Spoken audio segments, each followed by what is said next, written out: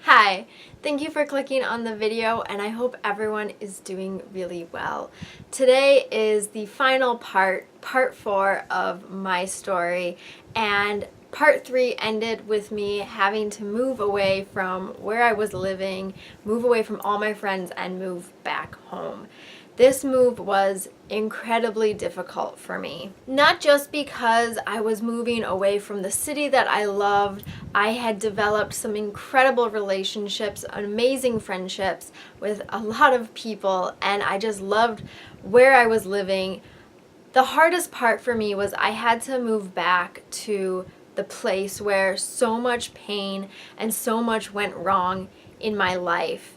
And it was a psychological hardship or struggle for me to go through, knowing I had to return to the place where kind of all my problems stemmed from. I needed to put my health first, and health-wise, I was barely getting by where I was. By moving home, I was learning to put my health first. When I moved back home, I had stopped taking laxatives for a few months at that time, if I recall correctly. So because I wasn't taking laxatives anymore, my body had to relearn how to poop. So there were some very uncomfortable weeks starting out, which is why I never recommend relying on a laxative to go to the bathroom, because eventually when you stop taking it, your body doesn't know how to do what it's supposed to do on its own. There were weeks where I didn't poop, not once, for weeks. And I was bloated and crampy and cranky and just feeling awful and feeling disgusting and just wanting to take laxatives so bad just to make these feelings go away, but not taking them because I knew what an accomplishment it would be for me to go without laxatives forever. So I always suffered through some of the most painful weeks of not being able to go to the bathroom, but I did it, and that was huge for me. The last time I ever took laxatives to this day was in July of 2015, and I had gone about 6 months at that point without, and for whatever reason the urge overtook me and I ended up taking laxatives. But it was one pill. That's not an excuse or justification of it, but it was one pill rather than hundreds. It was a single 5 milligram laxative pill. And I took it, and at first, all the feelings of like relief and getting rid of what was built up inside of me was amazing. But that feeling lasted like 30 seconds, because immediately I felt disappointment in myself. And it took taking that laxative and having to go through that to realize what I wanted. And what I wanted wasn't taking laxatives. Keep in mind, in the past, I had been taking 25 milligram pills, 50 milligram pills, like really intense, maximum strength laxatives. And this was a very small, single, 5 milligram pill. But the cramps and the sounds and just the feeling, the pain was so unreal, so unbearable that, it honestly made me question why I started taking laxatives in the first place. I was literally putting my body through physical pain, and I was taking away a function of my body that my body is supposed to be doing this on its own. There's no reason for me to try and force my body to do what it's already designed to do. So that experience, while it was a kind of relapse on my part, it was also an eye-opening experience for me, because it really showed me how far I'd come and how I could backtrack in a second and how much I don't want to do that.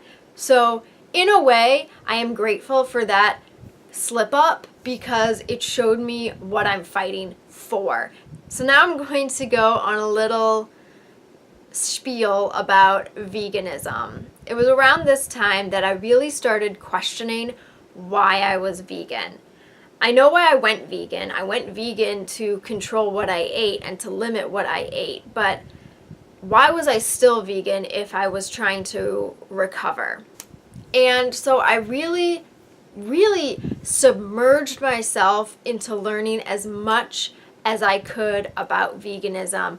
I learned so much about like the ethical side, the environmental impact, and the health side. I just wanted to learn everything about it because I wanted to know why was I doing this if my original reason for doing it no longer applied. What I discovered was veganism isn't about me. There is a much bigger picture, and I realized I wanted to be a part of it. I wanted to do my part to help this planet. I wanted to make a difference. Even if I am just a single person, I wanted to do something. And I realized by being vegan, I was doing something to make, maybe it's the smallest impact in the world, but I was making some kind of impact. After doing so much harm to myself for so many years, over half of my life, I have been harming myself.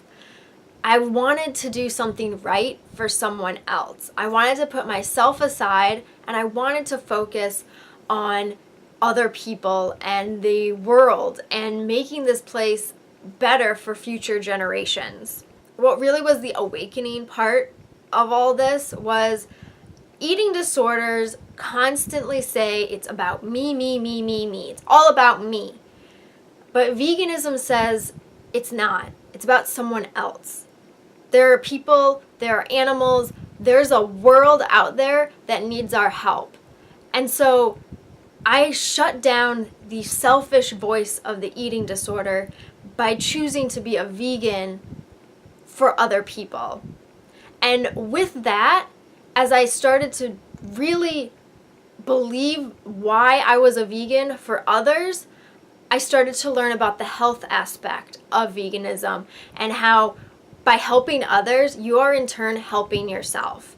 And so it really was like I said, an awakening, an eye-opening moment in my life where I want to help myself be better. So by helping others, I can do that. So I started volunteering in my community, and by volunteering, it took me out of myself. It took me outside of my eating disorder bubble where all the negativity was going on in my head. And by helping other people, I was able to put aside and ignore those voices and get away from the negative words that were in my head constantly and just really focus on others. And I never would have done that if I hadn't decided to question my vegan choice. So that was a big part of what really started to shift my focus, really started to turn it towards honestly, seriously recovering. While I was still bulimic, I started to notice that I was throwing up less and less.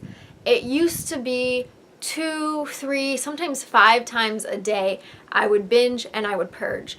And suddenly I found myself doing it once a day. So that might not sound like recovered or recovery or of any kind, but that's a big step. By decreasing the amount of you doing the bad habit, that's progress. And so without even noticing or knowing that I was really doing it, I was slowly decreasing my bad habit. It was later that year in 2015, around the beginning of December, and I remember being in my room, like bent over my trash can. It was full, like pounds of vomit. I had just thrown up like everything. And I was crying, and I mean, there was just snot coming out of my nose, and I was shaking. I mean, I was so weak.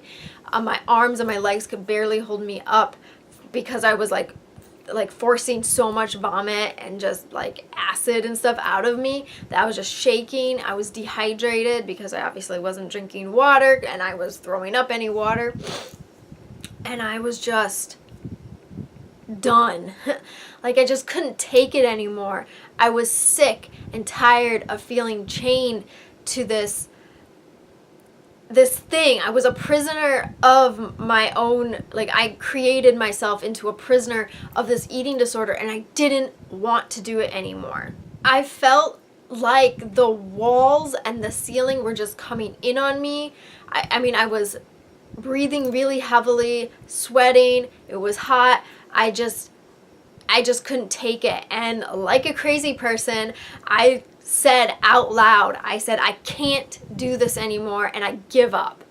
I give up. And for the first time, I felt like I was ready.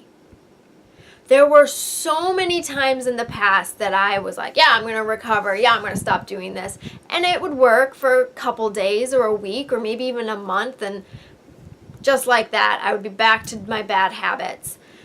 But this time, it was different. I felt something that I had never felt before. And the thing that I was feeling, and this is going to sound so cheesy, but I was feeling hope.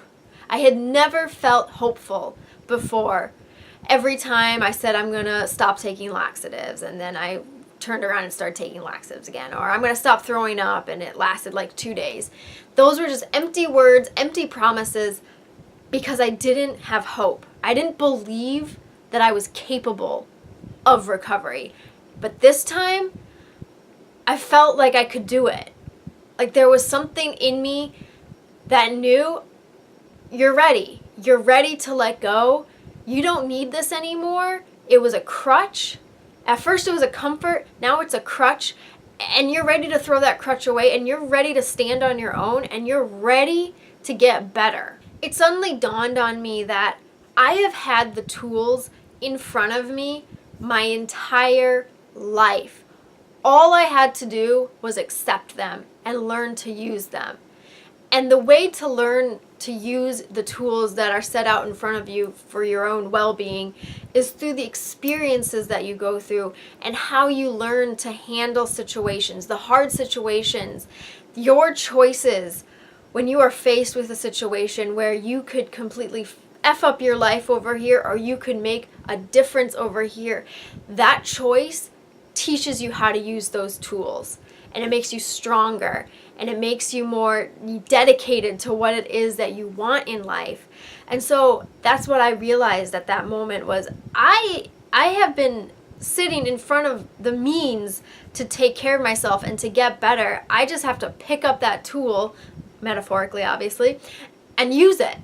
And I know how to use it because I have been through so much, and I have had countless choices to really screw up my life. But for some reason, I had the courage and the strength to choose not to. And that's kind of the guidebook to using the tools of life, is always focusing on bettering yourself. And that is what I planned to do from that moment on, and I was gonna just make my life better. Hope is believing that the sun is gonna come up tomorrow, even when you are sitting in complete darkness right now. So that night in December, it was the first time that I didn't just feel like I could recover, I honestly believed that I could recover. It was a big struggle. At first, it was hard, but I came to realize that choosing recovery means accepting the fact that you are going to mess up. You're not going to get it right 100% of the time, and that's okay. You're not expected to be perfect, because that's the point. Life is messy. Recovery is messy, and it takes those slip-ups to realize what you're fighting for. Recovery has to be chosen for yourself. In the past, there were times where I would convince myself that I was choosing recovery because my friends wanted it, or my parents wanted me to get better. There were so many times I was doing recovery, I was choosing recovery for other people. Recovery has to be a personal choice. It has to be for your better health. Your choice for your better health. So this coming December will be 2 years of choosing, consciously, seriously choosing recovery. Do I still mess up? Yes. But that does not make me weak or any less in recovery. For so long, I believed that if you relapse, you're like magically kicked out of recovery and you have to start all over. That's not true. Relapse is a choice, but so is a recovery. When you relapse, you don't have to start over from square one. You just have to start over from where you currently are. Every morning, I rededicate myself to recovery. If I mess up, it's hard. It's a big setback. I feel guilty.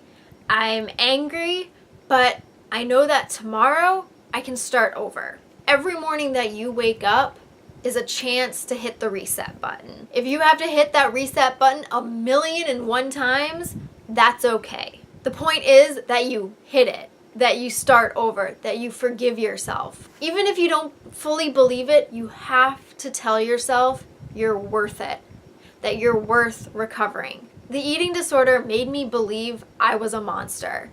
The biggest lie, and there are so many lies that eating disorders will tell you, but the biggest lie I think the eating disorder ever told me was that I am nothing without it. For so long, my identity was the eating disorder.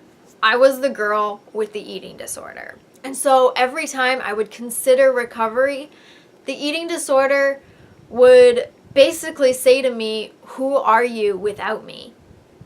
And I would just question it, and I would feel so lost because who was I without this disease? I didn't know. While I didn't know who I was going to be without the eating disorder, I knew I didn't like who I was with it. And that outweighed the unknown. And through recovery, I have come to find who I am without an eating disorder. Yes, the eating disorder shows its face, its ugly face from time to time, but I've learned to separate who I am from the eating disorder. The eating disorder is not me. I am not the eating disorder. The eating disorder is just an awful roommate that has decided to like crash on my couch, which is my brain, and mooch off of me. But I have the power to kick that awful roommate out. And that's what I'm doing. Every single day, I am saying that I stand alone without the eating disorder. I stand apart from the eating disorder. I am here and that's way over there. It's way over there and I don't need it. 4 or 5 years ago, I heard a quote and I thought it was a cool quote then, but it suddenly means so much more to me now than it did back then. And that's how I'm going to finish this video. I'm going to end with this quote. My worst days in recovery are far better than my best days in relapse. So that is the end of part 4, which is the final part of my story. It is not the end of my story because my story is going to continue for the rest of my life, but thank you so much for clicking on the video and watching it. And if you watched all the other parts, thank you for watching those too. I really appreciate it. I hope everyone has a wonderful week and I will see you next time. Bye.